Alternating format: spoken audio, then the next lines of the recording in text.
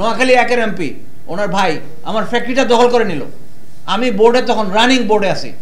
আমি থানায় যে একটা মামলা করব, সিদ্দিক ভাই কচি ভাই যেসব থ্রেট দিছে আমি এখন এই মুহূর্তে বলতে পারবো না। নির্বাচনে ভোটার তালিকাটা নিয়ে ওনারা যথেষ্ট কারচুপি করেছে, যেটা স্মরণকালের সর্বশ্রেষ্ঠ।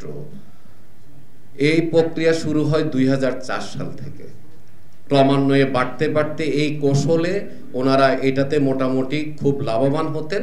এনবিআর একটা সার্কুলার ছিল যে সমস্ত সম্মানিত সদস্যের ট্রেড লাইসেন্স এবং টিন সার্টিফিকেট আপডেট থাকবে তারা সম্মানিত সদস্য। কিন্তু গত নির্বাচনে ওনারা 2496 ভোট করেছিলেন। সেখান থেকে আমরা যেটা অনলাইনে যেটা একটা স্টাডি করে দেখেছি 700-র অধিক। সুতরাং আমি 1800 জনকে সম্মানিত ভোটার হওয়ার যোগ্যতা রাখে বলে আমি প্রকাশ করতে চাচ্ছি। নাম্বার 1, রাজনৈতিক দর্শন প্রত্যেকটা ব্যক্তির থাকতেই পারে। সেটা আওয়ামী লীগ করুক যে সে অপরাধ, তা আমি কখনো বলবো না। সে যদি বিএনপি করুক বা যে দলে করুক বলবো না, কিন্তু অপরাজনীতির প্রতি আমাদের আপত্তি। যে অপরাজনীতি আমাদের স্বার্থের ব্যাঘাত ঘটাবে, যে অপরাজনীতি আমাদের অধিকার হারাবে, যে অপরাজনীতি আমাদের সাবস্ক্রিপশন চুরি করবে, যে অপরাজনীতি এই ধরনের একটা আন্দোলন হয়ে গেল, তারপরেও আমার প্রাণের সংগঠন বিজেপি এখনো বলতে পারলো না আমাদের অবস্থানটা কোথায়। আমরা কোনো শোক বার্তা দেখি নেই, আমরা কোনো কিছুই দেখি নেই, এখনো নিশ্চুপ। 1 মাস হয়ে গেল। সুতরাং এই রাজনীতির পক্ষে তো আমরা না। নির্বাচনে ভোটার তালিকাটা নিয়ে ওনারা যথেষ্ট কারচুপি করেছে, যেটা স্মরণকালের সর্বশ্রেষ্ঠ। এই প্রক্রিয়া শুরু হয় 2004 সাল থেকে, ক্রমান্বয়ে বাড়তে বাড়তে এই কৌশলে ওনারা এটাতে মোটামুটি খুব লাভবান হতেন। এবং এরা করেন এই জন্যই, আপনারা পরপর 4টা প্রেসিডেন্টকে দেখবেন তারা নির্দিষ্ট মেয়াদের জন্য যে কোনোভাবে নির্বাচিত হওয়ার পরে ওনারা থাকেন নাই। ভাগাভাগির কন্ট্রাক্ট ছিল। মাঝে মাঝে বলতো ব্যবসা খারাপ, ভোট টোট দরকার নাই, এখন ভোট টোট ঝামেলা। ঠিক আছে বাবা, আমাদের ব্যবসা দরকার। কিন্তু সিদ্দিক সাহেব ছিলেন 24 মাসের কথা বলে 43 মাস, আর ডক্টর রুবানা হক ছিল 2 বছরের মধ্যে 1 দিন কম। কিন্তু ওনাকে করোনার জন্য রিকোয়েস্ট করা হয়েছিল, কখনো থাকেন নাই। ফোরামের 3 জন প্রাক্তন প্রেসিডেন্ট 2 বছরের থেকে 1 দিনও থাকেন নাই। আর সম্মিলিত 8 মাসের ইতিহাসও আছে। কিভাবে আছে আপনারা চলে যান 2004-এ, 12 মাসেরও আছে। এবং লাস্ট যে ফারুক সাহেব 2 বছরের কথা বলে 36 মাস আসে। সুতরাং আমরা যথেষ্ট কথা বলতে পারবো, কিন্তু এটা অনস্বীকার্য। ওনাদের কৌশল কি?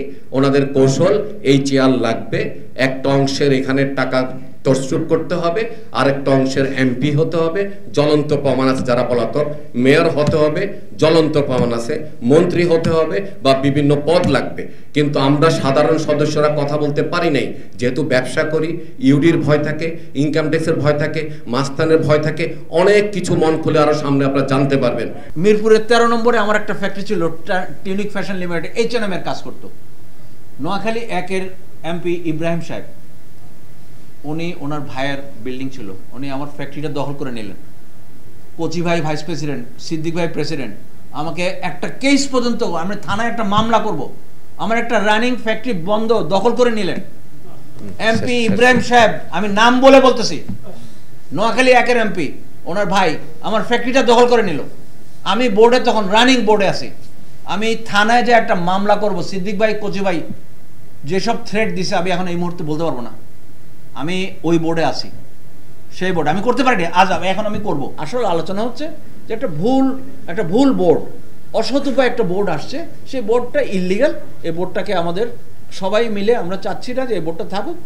একটা সৎ, একটা সুন্দর একটা নির্বাচন হবে, ভোটার লিস্ট হবে, ইলেকশন হবে, যিনি ক্ষমতায় আসবেন। এই হচ্ছে এই কারণে কিন্তু এই সমস্ত এই জিনিসটা অ্যারেঞ্জ করা হচ্ছে। শুধু সেটা কেন ইললিগাল আমরা সেটা বললাম। এই বোর্ডটা আমাদের রিপ্লেস করে আমরা নতুন একটা স্বচ্ছ একটা নির্বাচন করার জন্য ইলেকশন এবং ভোটার তালিকা সব ঠিকঠাক করে রিফর্ম করে আমরা একটা ইলেকশনে যাব। এই আমাদের মূল বক্তব্য। আমাদের রিকোয়েস্ট হচ্ছে আপনারা আমাদের বক্তব্যটাকে একটু যদি সুন্দরভাবে উপস্থাপন করেন আমাদের জন্য ভালো হবে।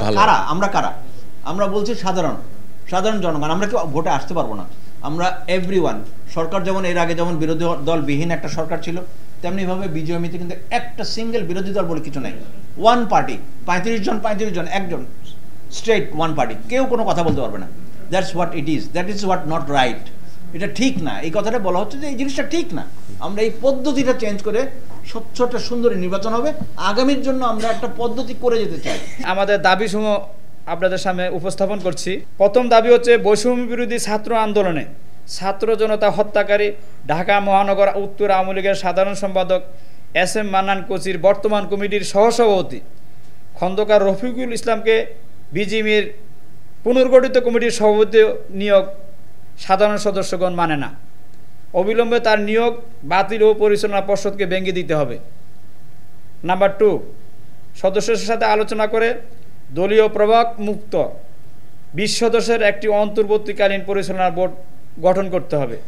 3, অন্তর্বর্তীকালীন পরিচালনা বোর্ড স্বচ্ছ ভোটার তালিকা প্রণয়ন করে অতি দ্রুত একটি সুষ্ঠু ও নির্বাচনের ব্যবস্থা করবেন।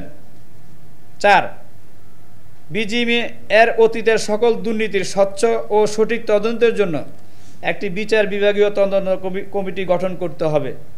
5, খুনি স্বৈরাচারী হাসিনা দোসর বিজিএমইএ বিশ্ববিদ্যালয় দ্যাট মিনস বিইউএফটি বর্তমান চেয়ারম্যান সহ বর্তমান বোর্ডকে নতুন বোর্ড ভেঙে নতুন বোর্ড গঠন করা।